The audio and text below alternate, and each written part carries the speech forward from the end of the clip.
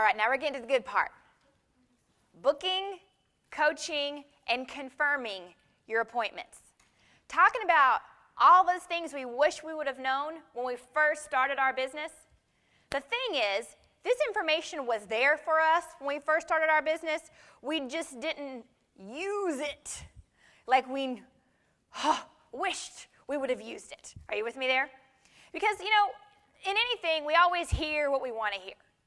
And I know in my own personal experience, I thought I was too busy to read all of the training information. And I thought, how hard can this be? So I just whipped through all of my first appointments, and then the thought of actually booking new appointments off of those appointments never once crossed my mind. So I went through every single person I knew and then had 0 appointments and had no clue where to go from there. So then I had to either go back and make a decision on going back to the ones I'd already held and ask them to hold a second appointment, or starting from scratch with people that I didn't know. Either way, I had to make a change on going from there because I had to learn and develop the skill of booking appointments and actually getting them to hold. That right there is the key to everything. And I want you to understand this right here out of the gate. This has nothing to do with Mary Kay. This is human nature. People lie. It's just what they do. How many times in your lifetime have you said you're going to do something and then not done it? Okay? How many times do we have the best of intentions of getting around to something, you know, whether it's a wedding shower or a baby shower or church on Sunday morning when the weather's not perfect outside or whatever it is, and we mean to go, we intend to go. It's not that we were necessarily maliciously lying about the fact that we were going to go. Just in the moment, something happened and we didn't show up. Okay? How many of you have ever made a doctor's appointment or a dentist appointment and then at the last minute you forgot? Just totally forgot about the appointment. Or something came up and you were just too busy. There just was no way that you were going to get to that dentist appointment that day. And so you maybe called to reschedule, or maybe thought, oh, I know they've got other people, they've got other stuff going on, I'll just call tomorrow and see if I can't reschedule. That's just the way we work. We're awful. But that's just the way it goes. Now, do you think your dentist goes home and cries to their husband or wife at night at the end of the day going, maybe I just wasn't supposed to be a dentist? No. But that's exactly what we do with our appointment. The difference is that the dentist has already invested the season in building their client base. You haven't invested that season yet, and so when you have a no-show, and that was the only appointment you had all year, you know, then that's a big hit to your averages there, right? So what we have to learn how to do is build a customer base and work the numbers, coach and confirm these appointments so that they actually show up, treat our business like a business, work the numbers so that they actually work for us, because this is a numbers game. It's a numbers game. Business is a numbers game. So when we're talking about everything that you want to accomplish in your business, to get it accomplished, to operate at maximum capacity. Do you know what that means? Maximum capacity. Have you thought about what that would look like in your business? If you were operating at maximum capacity, what would that look like? Okay? So to get everything accomplished, operate at maximum capacity and maintain a long-term sustainable business and an enjoyable lifestyle. It will be absolutely important to have structure and to have a good work schedule. Again, let's go back to that dentist scenario. Now, a dentist obviously has a brick and mortar business, which is different than what we have. Thank goodness we don't have to be locked into that. But there are a lot of things about a traditional business that we want to adapt and adopt into our business, one of which is having a structure. Having work hours, having business hours. I'll tell you, when I first started Mary Kay, I was working a 50-hour week in corporate banking.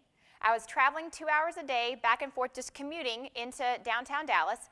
I was traveling around the country about half the time for my job at the bank, and I was in graduate school. I was in the MBA program at night and on the weekends.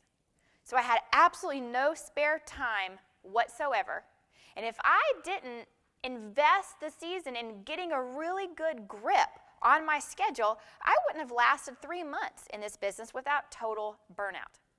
I would have either burnt out because I was flat exhausted and never feeling like I had time to rest and recuperate, or I would have burnt out mentally because I never had time to work my business and I would have beat myself up and said it didn't work. Both of those are pitfalls of not getting a good schedule. So the first thing we have to do here is get a good schedule. Before we even talk about what to say when you're booking the appointments, before we even talk about how to get them to hold, before we talk about your personality and your energy and your words, we've got to talk about, do you have the parameters in place to operate and sustain a good, healthy business? When I was a part-time consultant, in other words, when I was still working full-time, when I was still in graduate school, still doing all those other things, I held 3 classes per week, plus my weekly success event, and I still had a life. We went to church every Sunday, we had date night once a week, that kind of thing.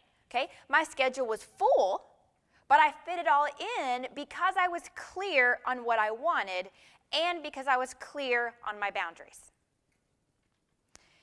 When I went from part-time to full-time in Mary Kay as a full-time consultant and sales director, I held 4 to 6 appointments every week without fail for 3 years. At those 4 to 6 appointments a week, I had on average 6 to 8 people per appointment. Want to know how? Okay, let's think about this. 4 to 6, let's just play the averages. How many people in here you think you could at least coast by at the playing field of an average bear? You're not dumber than everybody else. You with me on that? Okay, that's the way I always played my averages. I might not be the sharpest tool in the shed, but I can't be dumber than everybody else, right? So if I'm just playing the law of the averages, if I just base my activity on averages, at least I'm safe. Then as I fine-tune my skills and gain more confidence, then I can rise above the averages. Are you with me on that? Okay, so let's look at this. Just based on my averages, I was holding 4 to 6 appointments a week, 6 to 8 people per appointment. So let's say I had a bad week. On a bad week, 4 appointments, 6 people each. That's 24 people that I was in front of per week. Times 4 weeks in a month, that's 96 people I was in front of on a bad month. So really, is it any wonder that I was the fastest unit ever to $500,000, that I was the fastest unit ever to $1 million, that I was the fastest ever to national sales director? It's not because I was any better at the business, it's just that I worked the numbers. That's it. In fact, if you see my results, I should have had a lot better results than I did have. Okay? I want you to understand this isn't a gift. This is understanding to work it like a business and work the numbers. Period. End of story. We could all go home. Okay? This is a numbers game. But let's look at this. I want to give you a few different things. I want to show you the details and the technical aspects of how I implemented this to create the results that I had. So let me first explain to you the Hostess plan that I used.